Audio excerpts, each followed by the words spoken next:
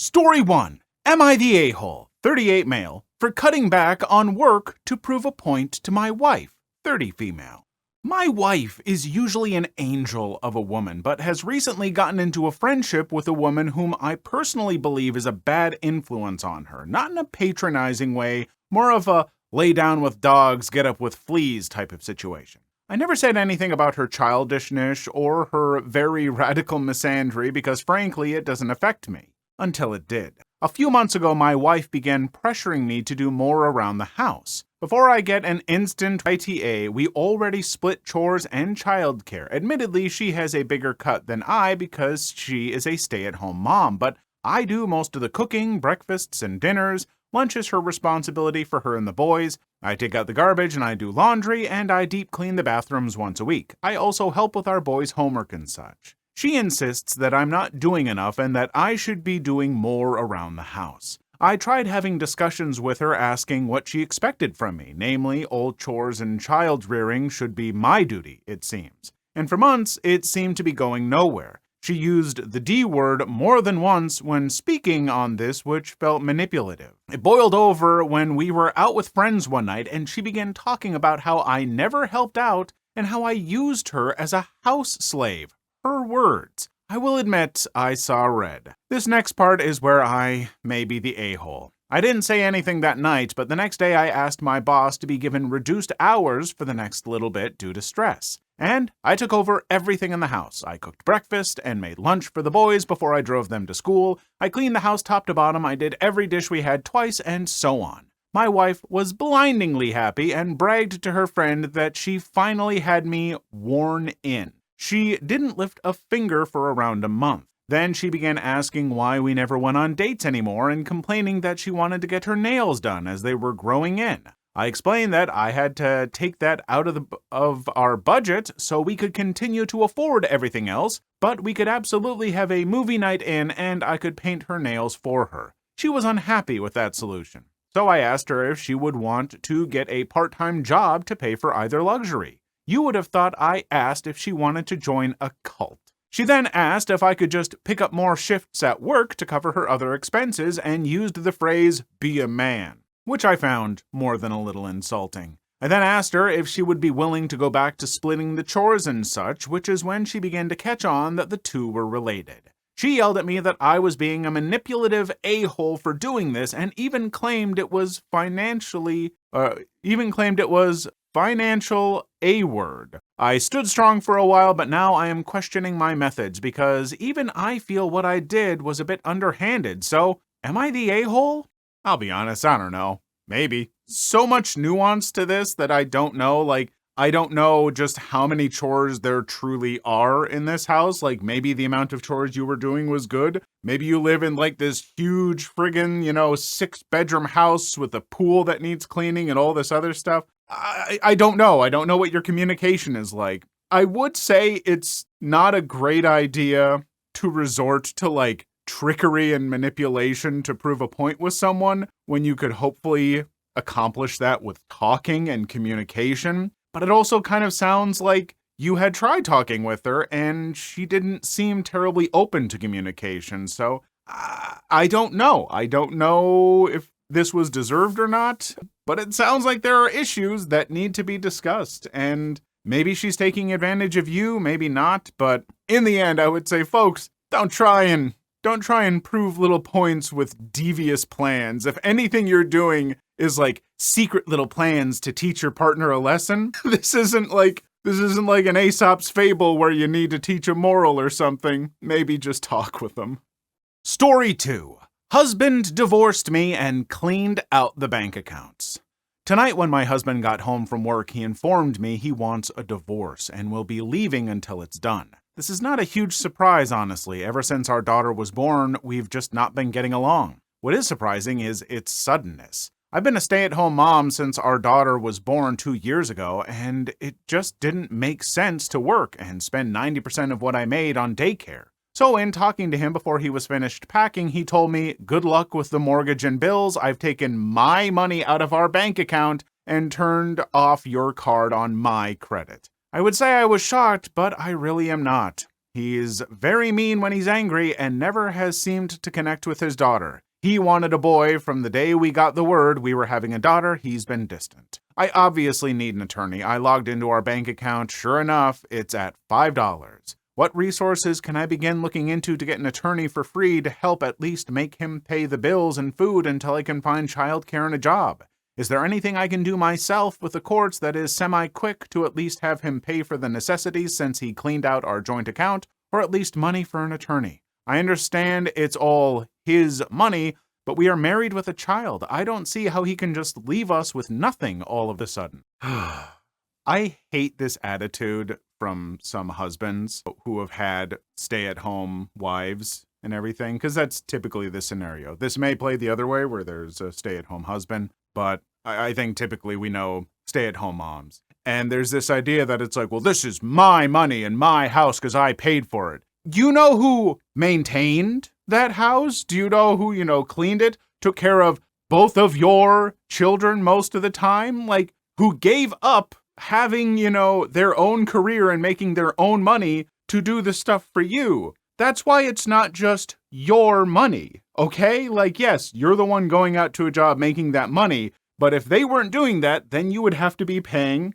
for a daycare, and you would be losing some money to that. And you would have to clean the house too and everything. Like, when you have, it's not bad to have a stay-at-home parent. That is a perfectly legitimate choice, but when you do that, you are missing out on other opportunities, and that has to weigh into the fact that it's shared finances. You're both working for the money you both have.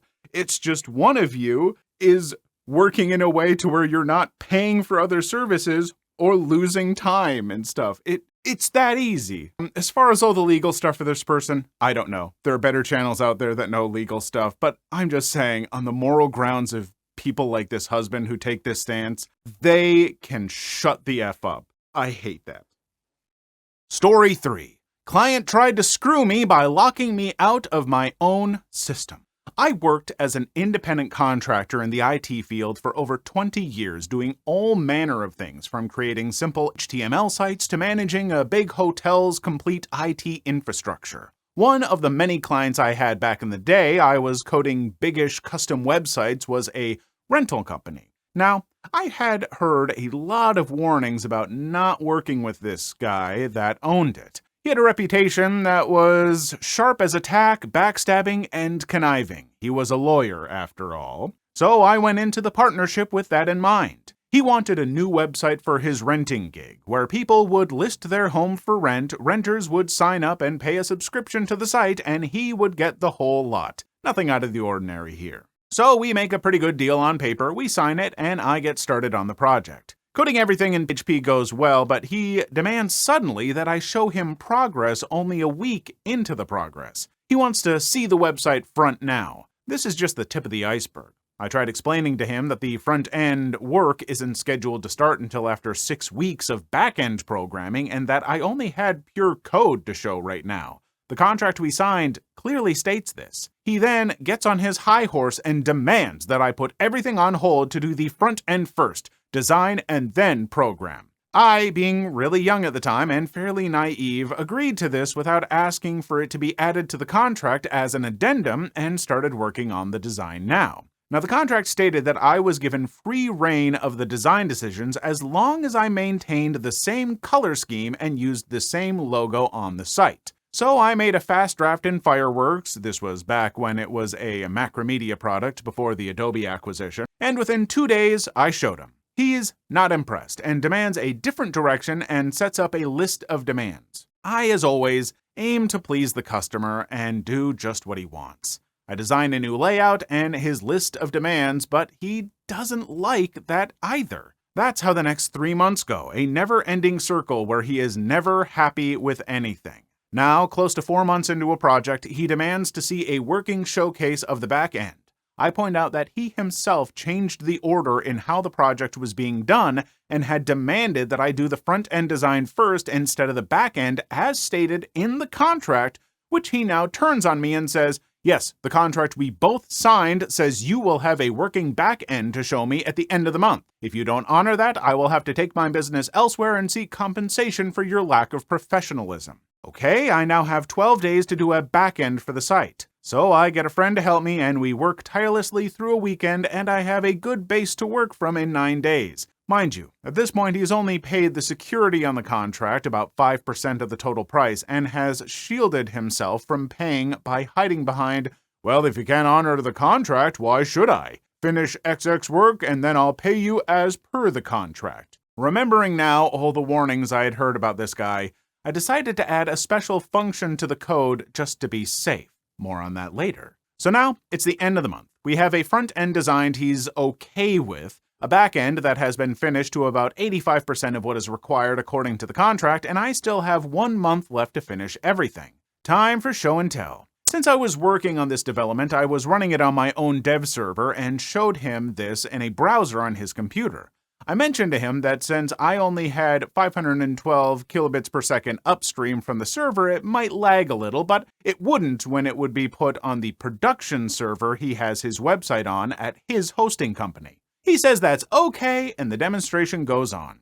As I'm showing him the site, both front end and back end, I can see he's immensely happy with it, although he would never say so out loud. He's trying to hide his smile that pops up regularly, and his eyes gleam with all the added ways he can now start making money from. Anyway, he now says that it's way too slow. This is wrong, blah, blah, blah. Client, I want you to put it up on my prod server and see how the speed is. Me, okay, no problem, I can make that happen. Please pay 50% of the contract and I'll get right on it. Okay. I wait a few days and then I get an email from him where he includes a forwarded message from the bank detailing a transcription from him to me in the amount of the 50% I asked for. So I push the system to his prod server so he can take a look at it under beta.hisdomain.tld. I then send him an email stating that he can try the system with these supplied credentials. What he doesn't know is that I knew he had been fishing around for another programmer to do this project, to pick up from my lazy deadbeat who couldn't do anything right. So I knew he would most likely try to screw me. What I also suspected was that the email he sent with the transaction proof was a fake, which it ended up being. Pro Revenge 1. Remember that small function I mentioned? Well, what it did was if user X, his user, tries to remove user Y, my admin, from the system without one setting being changed in the config first, the system will delete and purge the database and then remove all the documents in the web root. Well, not 5 minutes after he reads the email from me, he does just that. He tries to delete my admin user from the system to lock me out. Guess who has nothing of the project left? He does. Pro Revenge 2. Since it's considered forgery to spoof an email, especially from a bank, I send the information to the authorities and he goes under investigation by both the police and the bank lawyers. Pro Revenge 3. I sold the system to a competitor of his for a better price than originally contracted to him,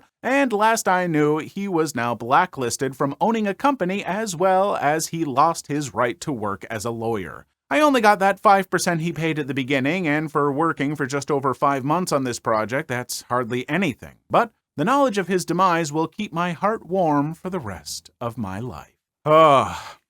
Folks, if you are out there doing any kind of freelance work in any capacity, be it IT, creative work, anything like that, cover your butt. Always, always find ways to cover your butt. Read over contracts in detail. Make sure that you save all email exchanges. In fact, anything to do with the contract, any changes that are being made to the contract, make sure they're in writing, in emails, whatever, and hang on to that stuff. If, people want to change things, make sure it gets added to the contract. Don't just be like, oh, just take your word. Nope.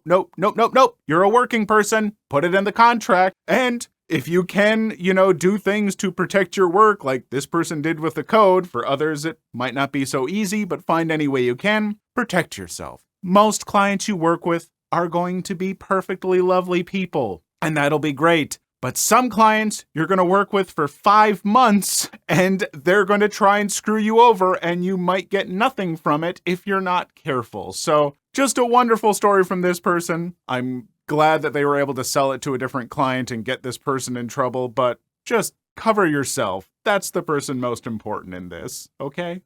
Please leave your story in the comments. I would love to make a video on them in the future. Also, don't forget to like and subscribe.